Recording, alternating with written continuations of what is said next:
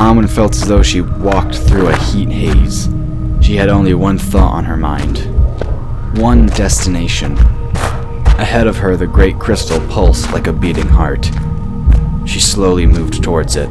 Tyler's arms lay flung over her shoulders, so she held on to them in front, with his chest against her back. The closer she came to the center of the room, the heavier he became.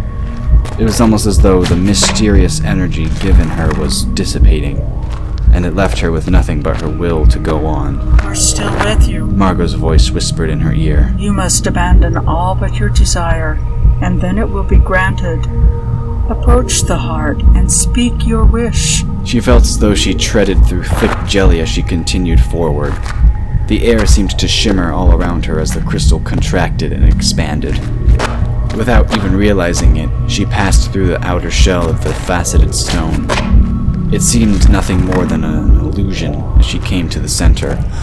Panting heavily, Anwen bent to let Tyler roll to the ground.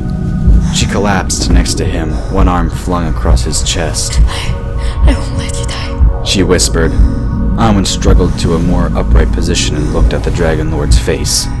My life is nothing without you, she said as she placed both hands over his heart. Without each other, we are nothing. But even if we are to be separated, I could not live knowing you were dead. What you once gave to me when I lay dying in the mountain, I return to you with everything I have. Take it and leave. She bent over him, hands still on his chest. Her eyes closed as her lips brushed his. She pulled back a little to look into his face one last time. I love you, she whispered as a tear ran down her cheek and splashed onto his face. She then pressed her lips firmly against his.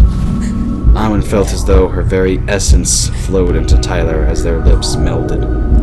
Her arms tingled with energy that moved towards her fingertips. It then thrust into his dying heart. As the light in her faded, she collapsed, rolling off of him to stare upward with lifeless eyes. Tyler gasped, his back rising with the breath. His eyes flew open, glowing like molten gold. He felt as though he were on fire as the great crystal pulsed around him, until he turned to look to his side. Anwen! His entire body radiated pure light as he rolled to a sitting position and cradled her in his arms. Her body had already gone cold. He bent down to press his lips urgently against hers, trying to undo what she'd done. The moment his lips touched hers felt like an explosion. A spear of light thrust up from the ground. It pierced them both, forcing them to their feet like a string ran through their spines. As the intensity of the light increased, their feet left the floor. Soon they were suspended halfway up, the force pushing them apart. Tyler reached towards Anwen but couldn't bridge the gap. He tried again, straining against the forces around him. Anwen! All in good time, Damon. The chorus of voices filled his mind. The sacrifice has been made, as was prophesied. All to join, or all must die, as they have. The two halves of one soul have been restored, bringing the mortal and immortal together as one. Who are you? Tyler asked. He didn't recognize any of the voices he heard, neither male nor female. Wind whipped around him as he waited, flinging his and Anwen's hair around. He noticed she seemed inert, as if hanging from some board her back rested against, her arms limp at her sides. We are the spirit of the mountain. We create, we destroy. We are the creators of the dragons. We brought their kind to this world to care for and to guard it. But a breach was made, and the revenants were also born. In his mind, Tyler saw the dragons being born and brought into the world by magic. But something happened as they were created. Dark energy flared and revenants came into existence. One of dark, one of light. The dragons nurtured humanity. The revenants wished for its destruction. Balance was lost. Some of the mortals aligned with the dragons, some the revenants consumed and used as tools. This created a great schism, until the great prophecy began to be fulfilled. One of mortal, one of stone, one of dragon shall be born. A fair little dragon, keeper of the keys. Tyler couldn't help but look to Anwen once more. The last line was the key. Anwen was the key. She was not just a keeper by name and birthright. Her name literally meant fair little dragon keeper. His eyes widened at the realization. All to mend, all to set free, ere the darkness come. The voices continued. The ultimate sacrifice has been made. No greater love can one show another than to willingly sacrifice who they are or may become for the sake of another. As such, both shall be rewarded. Not sure what to think of all he'd just been told. Tyler could only stare in open-mouthed surprise. Courtney couldn't help but sit down in the nearest available place. She didn't even recognize she'd chosen one of the sarcophaguses at random as a chair. Wait, you're my what? Anise smiled in understanding. Her dark blonde hair reached halfway down her shoulders in undulating waves. To those of our family who joined the maid circle, I was a disgrace. My grandchildren changed their name and swore to never mention me again. Courtney winced at the tale. She knew many of her cousins had been quite petty, just like she'd been before she'd met Anwen, that was. She just hadn't realized how far back it went. They probably wanted to break all ties with those loyal to the dragons. She mused. That way there would be no question in their minds of possible treason to the cause later on. Exactly. Anise confirmed. I knew you were different, though. Like your mother. And I watched you carefully. There was a time or two when I feared you would turn out like the others. But when you befriended the Keda, I knew I would do anything to lend you my strength. The younger mage's eyes lit up with understanding. So that's why you helped me with the manticore. She stood in her excitement. I knew there was a reason I felt connected to you. Anise inclined her head in a nod. When I realized the prophecies of old were being fulfilled, I asked Anurim for one last favor, she said. Courtney looked surprised at this announcement. You can't stay? The woman shook her head. As the rift closes, I am called back to the other side. Soon, it will be healed, and I will pass on. But before that happens, I want to give you this. She held out her hands as though holding water.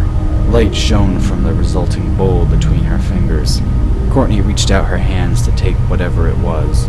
She felt power surge through her as Anise tipped the light into her hands. It ran up her arms and into her chest, feeling warm and powerful. What small gift I had as a mage, I pass on to you. Anise said as she took a step back. May you use it with wisdom. It didn't take Courtney long to realize her great-grandmother was fading. Wait! The young mage blinked as moisture pricked at the corners of her eyes. She reached out one hand as if to touch her, and he smiled sadly. I will be waiting for you on the other side. With that, her form faded from sight, leaving the scent of orange blossoms behind.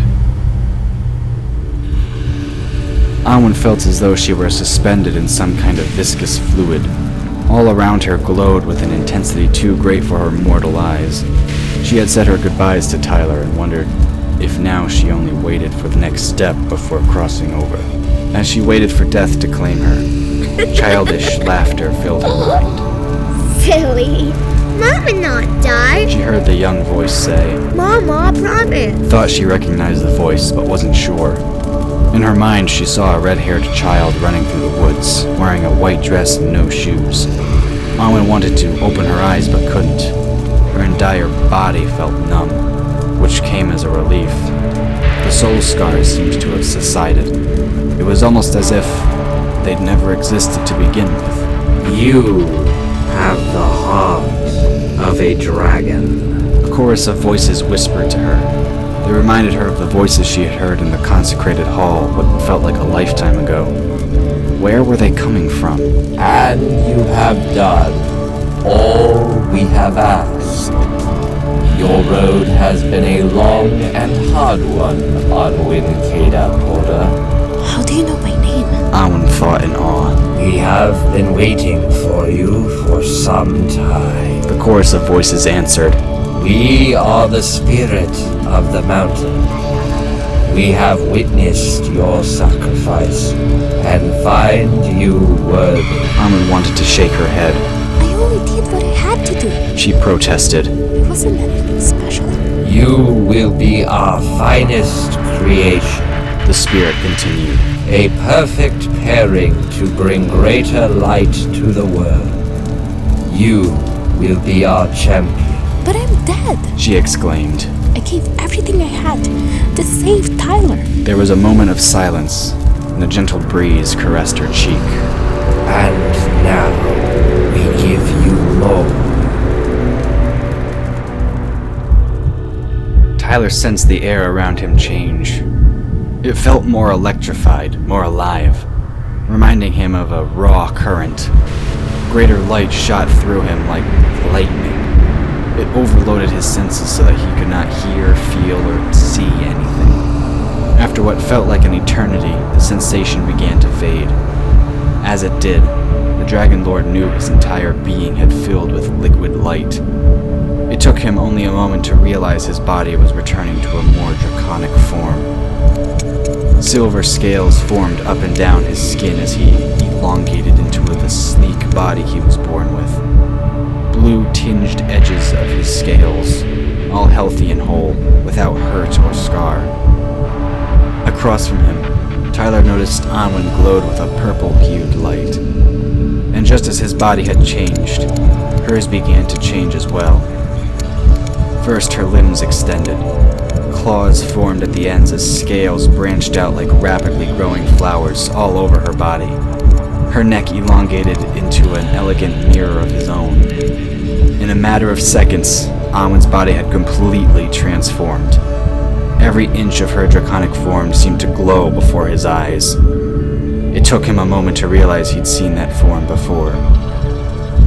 Images of the vision he'd seen in the vision dust from the ruined city formed in his mind. The spectacle had played out in the colors of the sand, only to later be recreated by Callum, using soul energy. He could see it as clearly as he had the day the vision had been conjured for Anwen, but with deeper clarity. A battle waged around the mountain. It was hard to tell which side was winning. What dragons were there harried their enemies.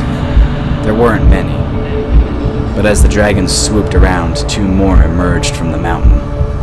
Their silver bodies flashed in the light, one tinged with blue, one with purple. Anwen? He called out, not sure if the remembered vision meant what he thought it did. Anwen opened her eyes, which shone like liquid bronze. She expanded her wings, stretching the sinews to their fullest. She arched her back in delight, feeling the powerful muscles under the smooth hide. Tyler. She responded, turning her long neck to better see the other dragon. The two embraced midair, their tails entwining with each other. Their wings folded around each other like blankets. They hung suspended in that moment, two parts of the same whole. And thus you are reborn. The spirit of the mountain intoned. The chorus of voices washed over them like mild surf on sand. Forget not your duty as you join in unity. Anwen broke away first, though it seemed with great reluctance. Their evidence. She reminded, seeing them behind momentarily closed eyelids. The Dragon Lord slowly withdrew his tail from around hers. He spread his wings as he separated from his soulmate. He knew she was right, The gates are sealed. he observed. How is this possible? She gave him a draconic smile full of sharp teeth. Courtney.